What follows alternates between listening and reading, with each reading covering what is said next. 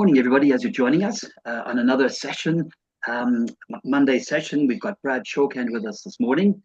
We talk a lot about fuel, ignite, accelerate, over the years. I'd like to sort of touch on the accelerate piece this morning. When I was in London, we met up with one of the sort of senior directors at a big advertising company, and we're presenting the concept to them about fuel, ignite, accelerate. And they were particularly interested in the accelerate piece because, often you've got a speaker that really connects with an audience, does really well, and instead of maybe getting the same speaker back to continue the message because the audience is connected with them, they love the speaker, and we kind of like move on to the next great speaker. Who else could be, who's better, who's and sometimes that logic isn't sound. It's we could certainly question it. And Brad is definitely one of those speakers where customers do look to him, has a great impact, and now wants to continue at their next session. And that's what we would call accelerate. We started something, now let's accelerate.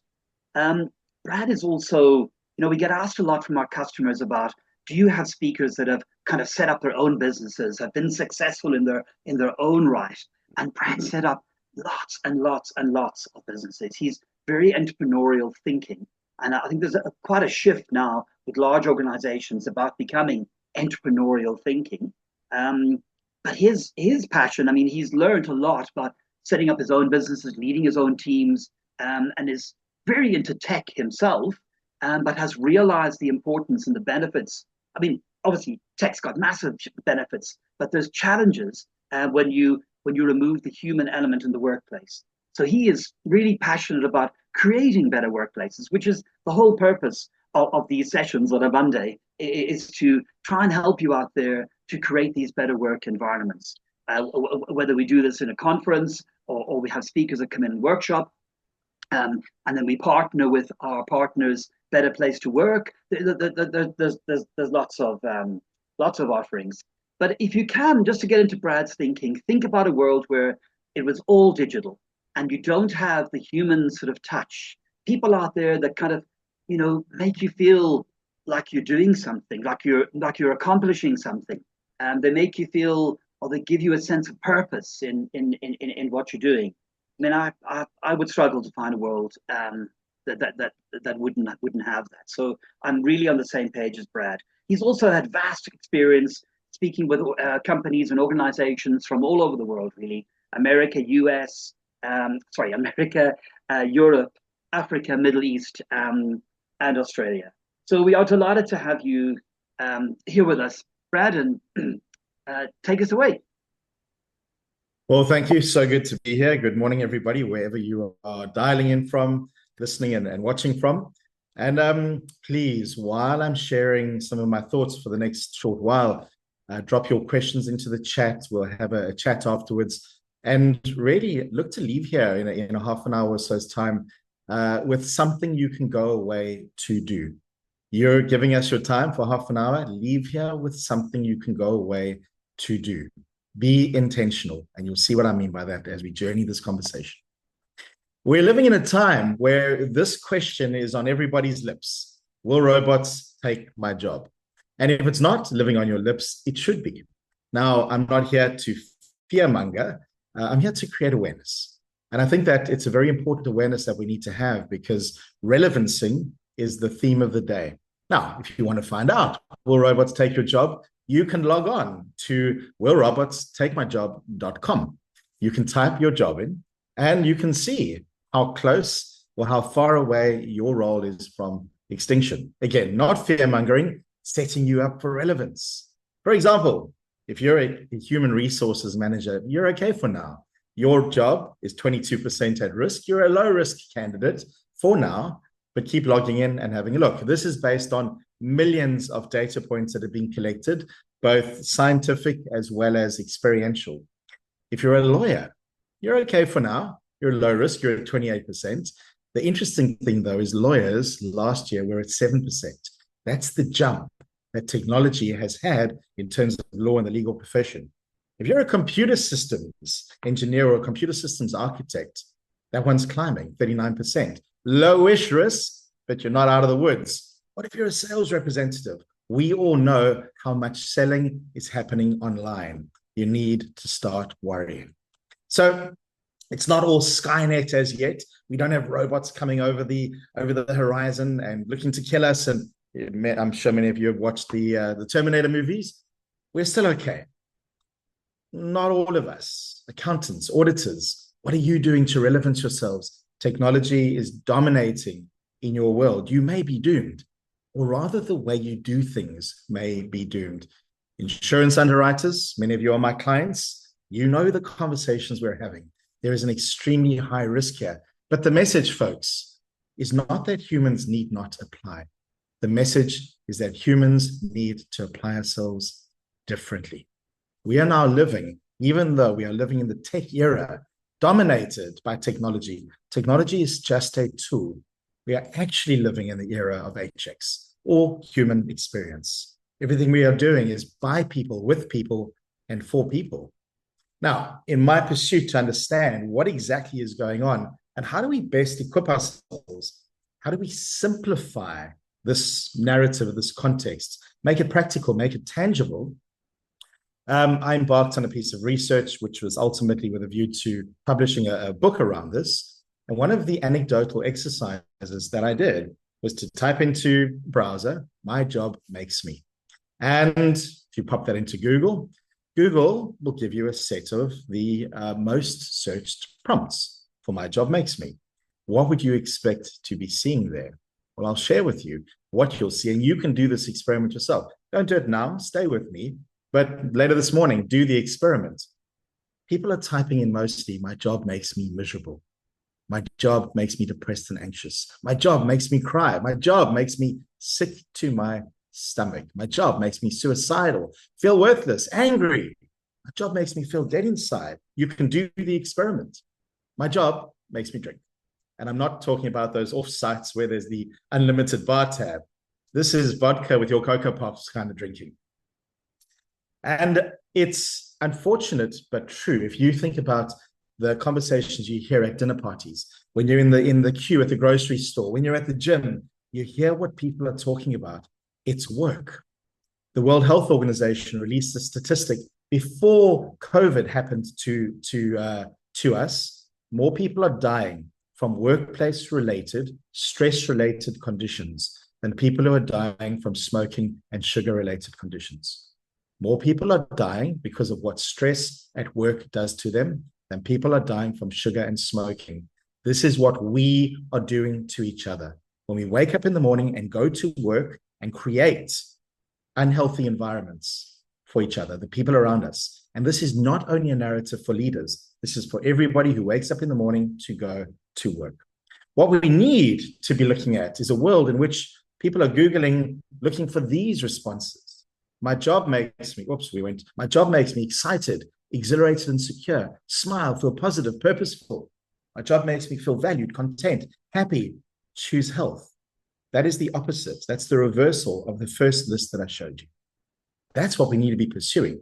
Now, if you stop and pause, how is your job making you feel? How do you think your job and the contribution you're making is making the people around you feel? What is the impact that you're having on each other's health and well-being and day-to-day experience? For those of you who lead people directly, we did the same exercise. My boss makes me. And that's the result we got. Nervous, feel stupid, anxious, feel worthless, cry, look bad, feel bad about myself, stressed out. Oh, and my boss makes me drink. If you're a leader, what is the quality of the experience you're creating for the people around you? And this leaves us with this big WTF.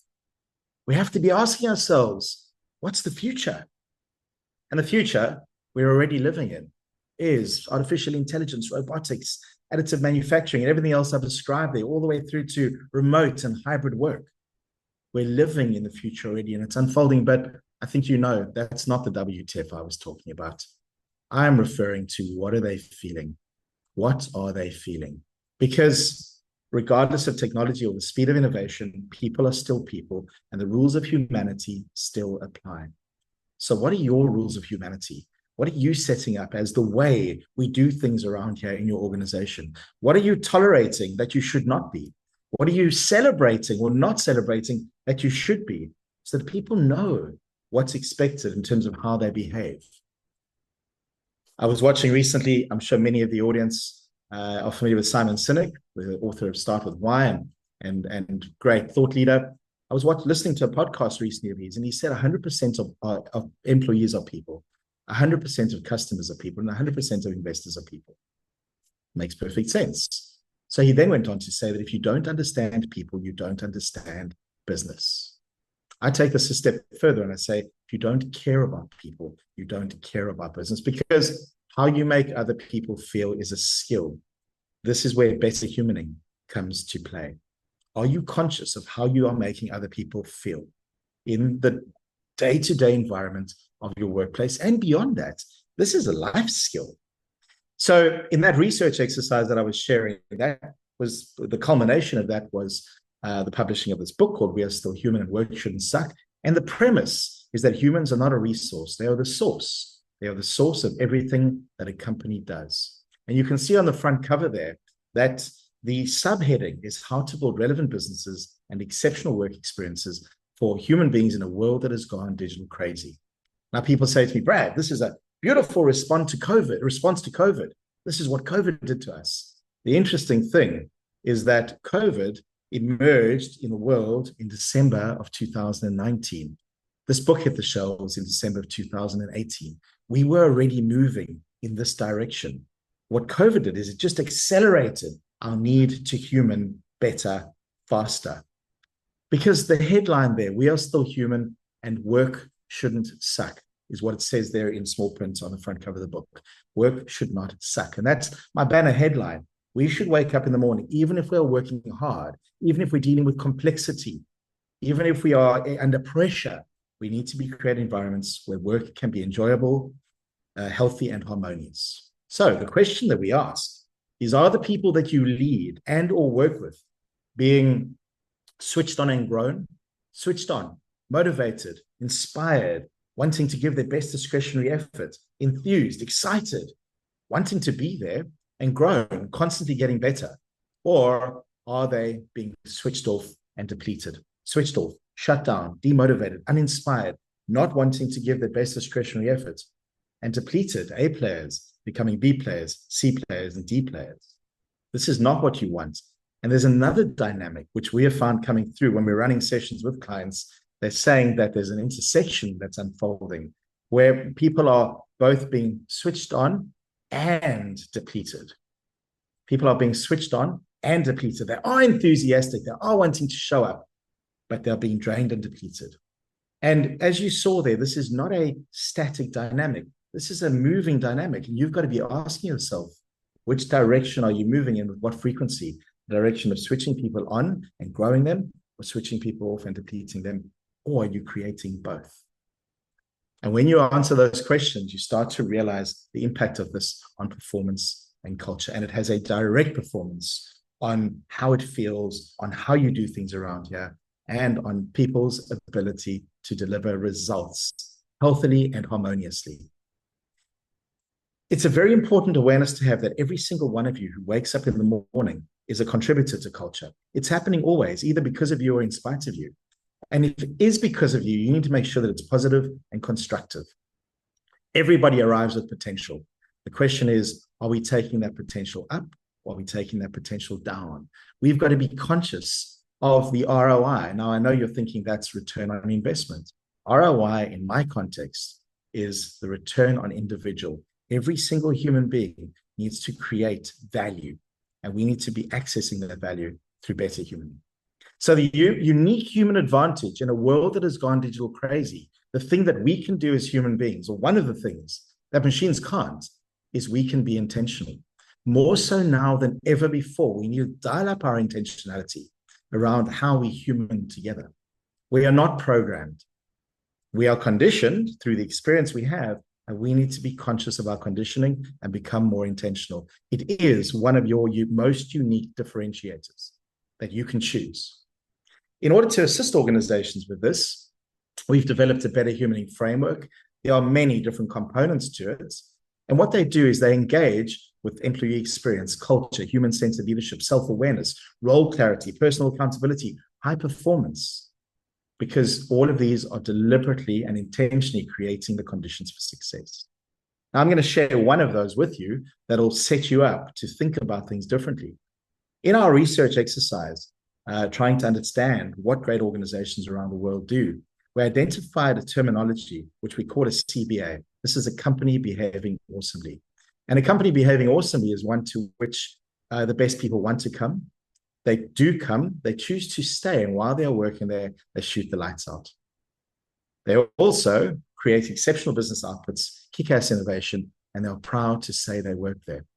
And this applies to an organization, whether you are one person, whether you are 1,000 people, whether you are 100,000 people, the same principles apply. We looked far and wide. We interviewed leaders, we interviewed organizations, we gathered thousands, millions of data points.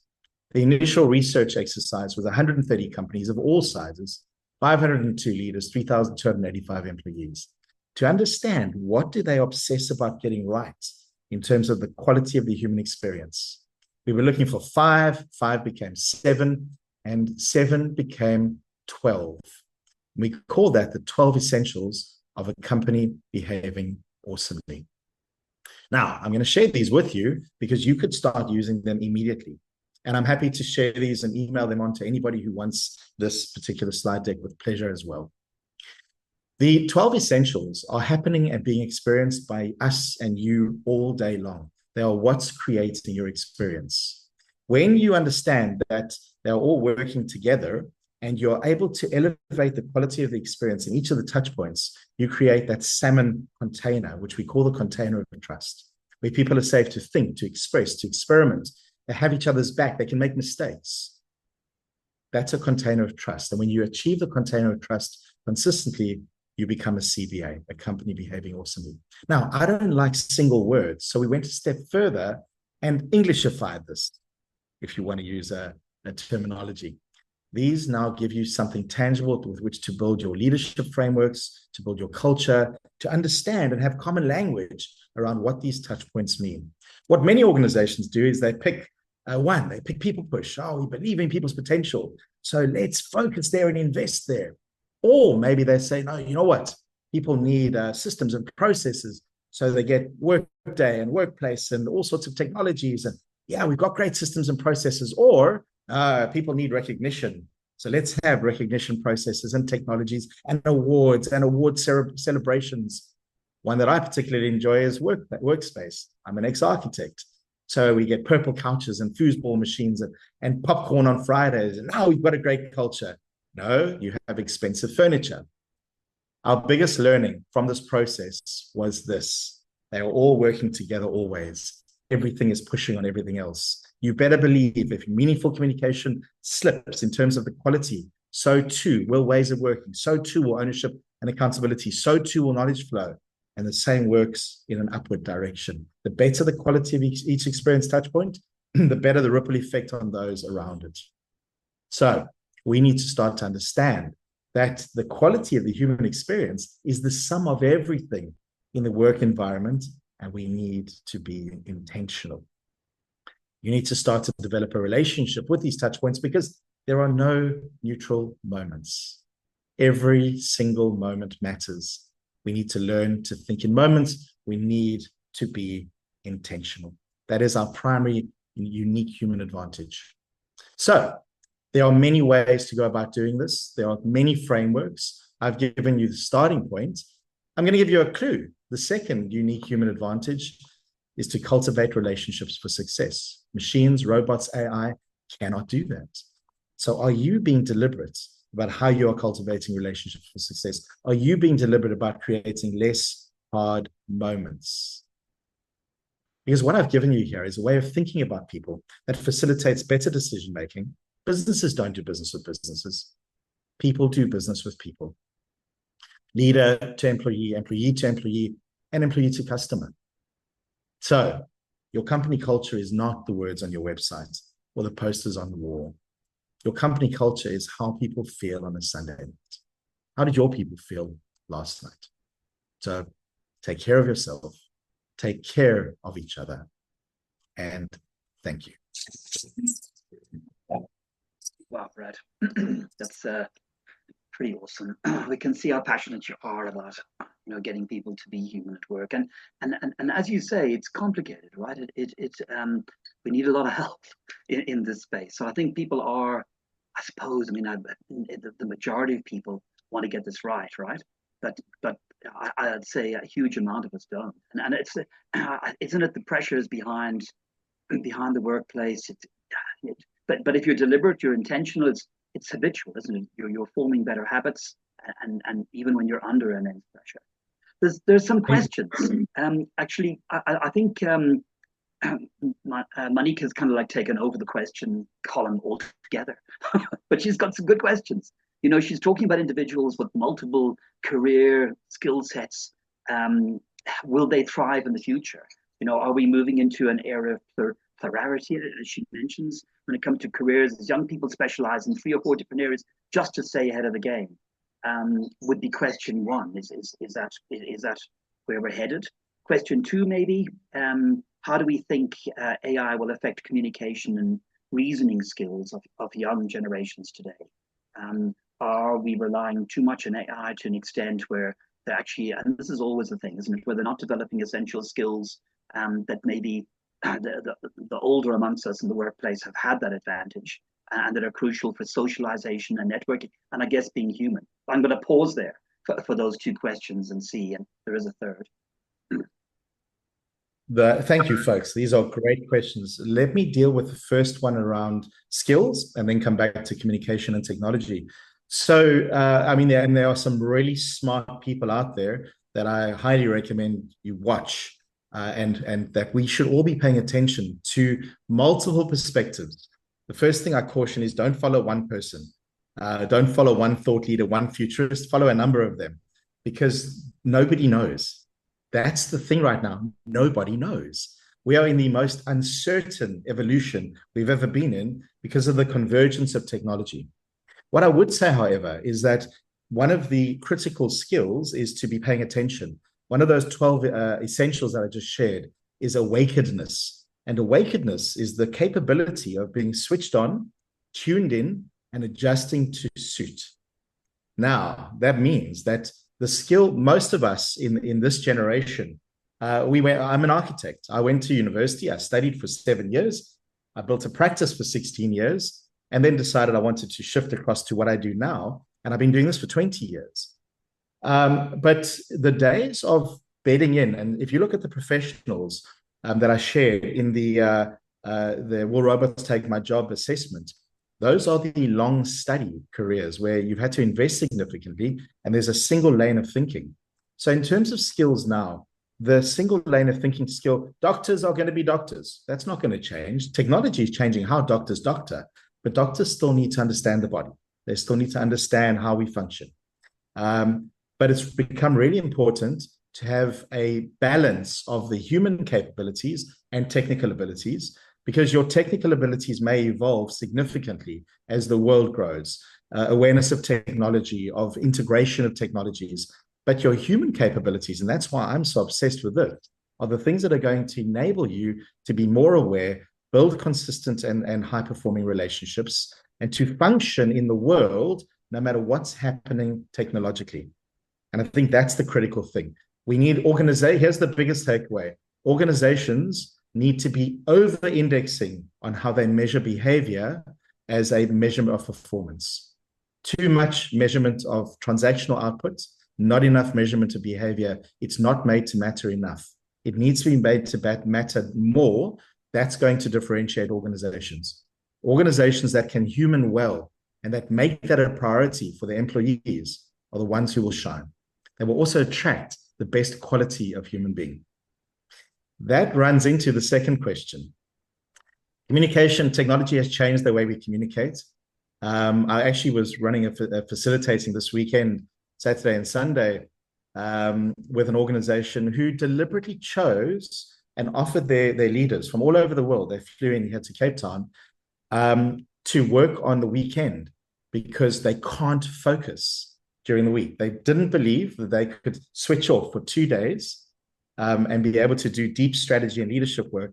Hence, they did it on the weekend because they could calm down and put the technology away. I said to them, that's not solving your problem. We need to have a look at the systems, the mindsets that are creating that there's that much distraction. Because if they couldn't focus on the work we're doing during the week and we had to do it on the weekend, how are they high functioning during the week then? So they're missing the problem. We, again, awakenedness, we need to learn to go back to being present. We need to take control of our technology and our communication as opposed to it controlling us. Those of you who are looking at your watches all day long because messages are coming through and calls are coming through, you're a slave to your watch and everybody who's coming in your watch. Take control of your communications. Decide how you are contacted, what you're contactable for, and when you're not available. Unless you are a neurosurgeon or running the fire station, you do not need to be on call 24/7. Take back ownership of your space and teach people how to treat you. Boundaries. Communication is a product of behavior and boundaries. Love it. Much. Third question, and is three of three. On another level of humanity in the workplace, how can leaders help to better equip their employees with the skills of communicating with each other in terms of neurodiverse individuals? Not all people think the same, reason the same, or have the same level of empathy and understanding. And that's going to lead to a much better culture, much better workplace. But yeah, just your thoughts on that from your human angle. It's Monique, I think that's your question. And thank you, folks. These are great questions. Monique, for me, the starting point is more so now than ever before. Leaders have more work to do on their own development first. The way of leading has evolved, has changed. The old style, command and control style, no longer has relevance. It's bad humaning, it's poor humaning, and it should not be tolerated. So the first thing that has to happen is that organizations need to instill in their cultures a very clear line of what will and will not be tolerated. And even if your biggest goal scorer, your biggest moneymaker, your shareholder's favorite child is making millions and millions or billions of dollars for the organization, if they are behaving badly in terms of how they're human, there needs to be a hard conversation around that because they're authorizing everybody to behave badly, no matter how valuable they are to the business. That's the biggest shortcoming I see in organizations. Because until you get that right, there isn't an appreciation for the range and the diversity of personality, thinking style in organization. So we have to develop first the lack of the behavioral tolerances or lack of tolerance, and then the empathy for the fact that we are different. And in the context of neurodiversity, managers and leaders need to start to understand that people's brains work differently, that people have different drivers, different triggers, different responses, and different reactions. And part of being a good leader or a good manager is that you understand each of those individuals and what makes them tick. The best examples of this are the world of sport. You study the best managers in the world of sport. They are expert at getting close to their players. And in the world of business, we're cautious of getting too close. We need to get close, appropriately close, because that's how you build trust. That's how you build connection. That's how you build understanding. And then once you understand what a specific human being's nuances are, you can lead for that. Too many great minds and great hearts don't get enough opportunity because their leaders and managers haven't evolved themselves enough to lead diversity properly. So we have to integrate systems and processes into leadership development first, and then we have to create cultural narrative around the appreciation of diversity. And diversity is not the default that most people lean towards. It's not racial and it's not gender. Those are the two most commonly deviated towards, racial and gender. Diversity is so much more than that. But it's a product of leadership and culture. Leaders need to become equipped. Also, we need to become more conscious of promoting people into leadership roles who are not actually skilled or ready to lead. We promote for technical ability. Do not promote for technical ability. Promote for leadership capability. Well, this is no wonder why you do so much work in the leadership space right around the world, because that's the starting point, isn't it? Starting point. we get asked a lot at Unique Speaker Bureau, how do we onboard speakers? And we have a sort of a 5-star methodology, and you get a full star just around your behavior alone, not just ability to deliver. And you can be the best speaker in the world, but you are, a complete madam. This is the most stressful industry in the world that we're in. And can you imagine unleashing someone like that onto our poor customers? So yeah, but very interesting. So we've got a question from Melissa from my team. Is about how do you balance the need to drive high performance and achieve results with the imperative to foster a positive culture, especially when those priorities sometimes seem to be in tension with each other. Business in this era, you only choose one priority at the expense of another. But yeah, I mean, there is that the high performance. You can get carried away, and you kind of touched on that, didn't you? And it can be visible. So I think Melissa is actually particularly good at keeping the right sort of behavior all the way through herself. But it is a good question. Maybe it was targeted at me. It's a great question. And it's I love something you said there about the 5-star that you've got it in part as part of your culture and your system, and that it's a non-negotiable. In fact, I'm doing a talk for a big speaker audience internationally early next year about, as speakers, that our impact is marginally felt on stage. It's everything else that we do is part of our humaning and our brand and our impact. Because if you get it wrong off stage, what you do on stage doesn't matter anymore. But to the question, I probably say this 100 times a day in various sessions, is that high performance is not negotiable. The meeting of the objectives, as long as they're appropriately set. For those of you who are leaders, check the setting of objectives. There's nothing wrong with meaningful stretch, but the second it becomes unrealistic and people are already in the mindset of we can never achieve that, and my bonus is associated to that, you've just switched everybody off. So check that it is realistic. Stretch is fine, but realistic objective. Now, with that in place over here, we have to focus on how do we get there? So the goals are not negotiable. How do we get there? We can either get there by leaving blood in the passages, or we can get there through high quality humaning, through building cultures that switch people on and grow them. The problem is for most people, it's easier and sometimes a natural default to not human well in the pursuit of meeting those objectives and leading people to those objectives. Under pressure, we go into the dominating, to the microaggressions, to the macroaggressions, to the bad humaning, because it's easier. It's actually easier, but that doesn't make it okay. I often say to people that there's nothing wrong with being direct in the pursuit of those goals and objectives. Direct is fine, but check the impact you have on the other human being through your directness. There can be high quality, better humaning directness, and there can be the directness that breaks. That's why I say how we make other people feel is a skill, and it's the skill we've got to work on. But nothing I ever say is at the price of high performance and maximum delivery. Sometimes people say to me that all this good humaning stuff feels like we need to wrap people up in cotton wool and we got to be overly nice to each other. And I say, not at all. Not at all. You don't win the World Cup by being soft. This is not about being soft, but this is about making sure that it's safe. Soft, not safe, not soft. And safe means people can be in full self-expression. They don't get an anxiety in the pit of their stomach when they're on the way to work on a Monday morning, that they don't know what attack is coming at them. That's the culture you want to build. But they then are on board for pursuing those objectives full on, because they don't have to consume their physical, mental, and emotional energy on watching their backs. They can rather use it constructively. High performance, high humaning, always working in tension with each other. Lovely, Brad. And I think we all know, everybody on this call knows what it's like to work with when your team is at its optimum and you're well supported and you do look forward, even if the things you dread on a Monday morning, your team's got your back, and it's that kind of thing. So yeah, I think we're gonna sort of close off now on the questions, but I mean it's been amazing.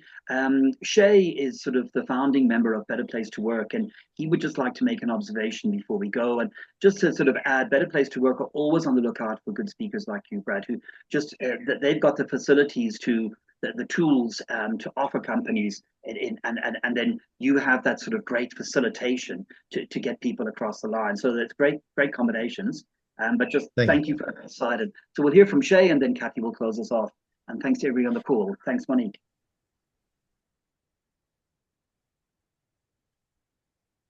So over to you, Shay, if you're Shay, you're on mute. Silly me, do apologize. Brad, loved your session. And to know that people are more important than robots still. We at Better Place to Work find that systemized leadership, do these things, make it specific.